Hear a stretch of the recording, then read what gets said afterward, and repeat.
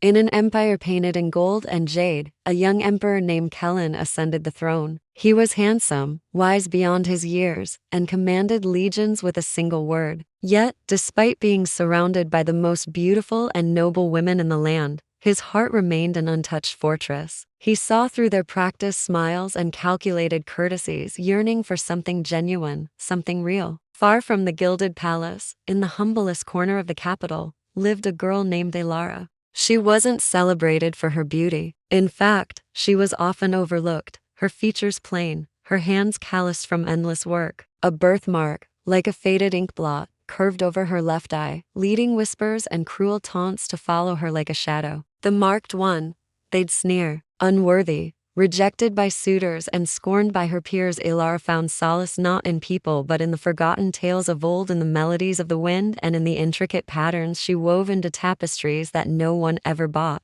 One day, seeking an escape from the suffocating formality of the court, Emperor Kellen disguised himself as a common merchant. He wandered through the bustling marketplace, the vibrant chaos a welcome relief. His journey led him to the quietest, most forgotten alley, where he heard a sound that stopped him in his tracks. It wasn't the boisterous call of a seller, but a soft, melodic humming, a tune so pure and full of longing it seemed to weave itself into the very air. He followed the sound to a dilapidated stall. There he saw her, Elara. Her fingers danced across a loom, weaving threads of sunset and twilight into a breathtaking scene of a lone wolf howling at a crescent moon. She was so engrossed in her work, humming her quiet song, that she didn't notice him approach. The birthmark on her face was visible, but what Kellen saw wasn't an imperfection. He saw a constellation, unique and telling a story of its own. He saw the passion in her eyes, the grace in her worn hands. He saw the soul of an artist. That tapestry, he began, his voice startling her. It's alive.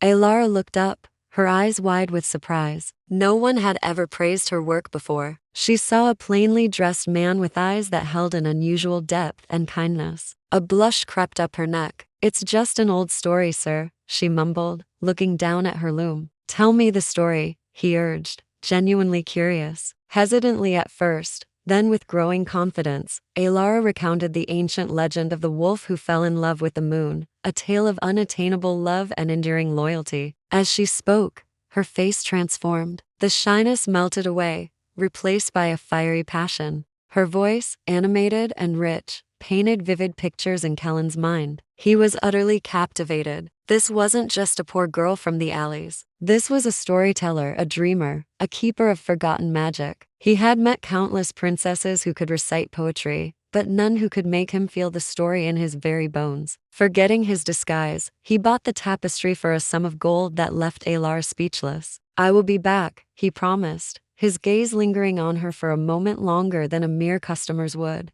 And he kept his word. Day after day, the merchant returned. He didn't always buy something. Sometimes he just came to listen. He'd ask about the meaning behind her patterns, and she would share tales of star-crossed lovers, of mischievous sprites, and of honorable beasts. In turn, he spoke of his travels, of the different cultures he'd seen, all thinly veiled accounts of his duties as emperor. With him, Elara felt seen for the first time in her life. He never mentioned her mark, and his eyes never held pity, only admiration. She found herself laughing, a sound she rarely made, and sharing her innermost dreams. For Kellen, these moments were like breaths of fresh air. Elara's honesty and wit were a stark contrast to the sycophantic flattery he endured at court. She didn't want anything from him. She simply enjoyed his company. He was falling in love, not with a face or a title, but with a soul. But their idyllic secret couldn't last. The Grand Vizier, a man as cunning as he was ambitious, grew suspicious of the emperor's frequent disappearances.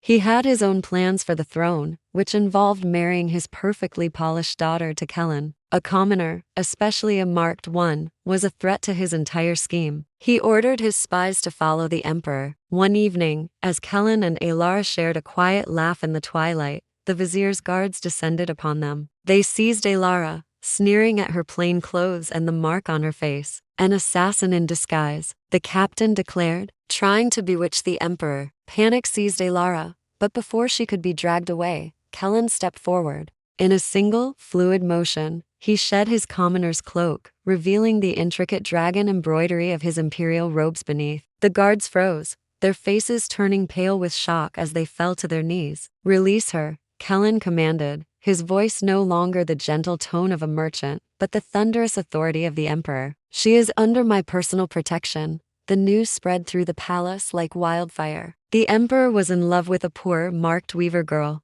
The court was in an uproar. The vizier and his allies were furious, seeing their influence slipping away. They began a vicious smear campaign, spreading rumors that Alara was a sorceress who had used dark magic to ensnare the emperor, using her cursed mark as a conduit. The people, swayed by superstition, began to murmur against her. Kellen knew he had to act decisively. He summoned the entire court, including the noble families and the scheming vizier. In the center of the grand hall, on especially erected days, sat Alara's loom. Alara herself stood beside it, terrified but resolute, her hand resting on the frame. The vizier spoke first, his voice dripping with false concern. "Your Majesty, we only worry for your well-being. This woman has clearly enchanted you. Look at her.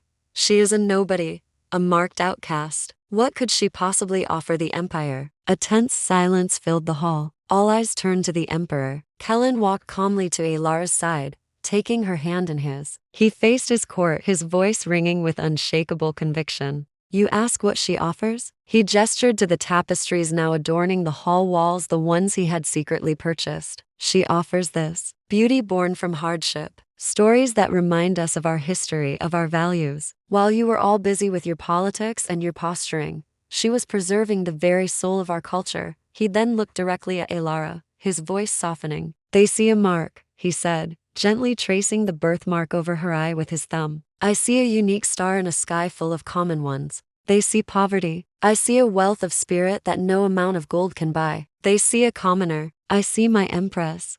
The entire court gasped. The vizier's face contorted in rage. "This is madness," he spat. "No," Kellen countered, his gaze sweeping across the stunned faces. "Madness is valuing a person by their wealth or their lineage instead of their character and their heart. Alara has shown me what true nobility is. It is not something you are born with. It is something you build within yourself, through kindness, passion, and integrity." He turned back to Alara, whose eyes were filled with tears of disbelief and joy. He knelt before her, the mighty emperor on one knee before the poor weaver girl. "Alara," he said, his voice echoing in the silent hall, "you taught me how to see beyond the surface. Will you be my partner, my empress, and help me lead this empire with the same wisdom and heart you weave into your tales?" Overwhelmed and overjoyed, Alara could only nod, a radiant smile finally breaking through her tears. The court, witnessing this profound display of love and integrity, erupted not in protest, but in thunderous applause. They saw not a marked girl but their future empress, chosen for her worth, not her birth. The young emperor and the poor girl ruled together for decades, their reign remembered as a golden age of art, compassion, and justice. Empress Alara's tapestries became national treasures, and her stories became lessons taught to every child in the empire. She proved that true value lies not in outward appearances, but in the unseen beauty of the soul.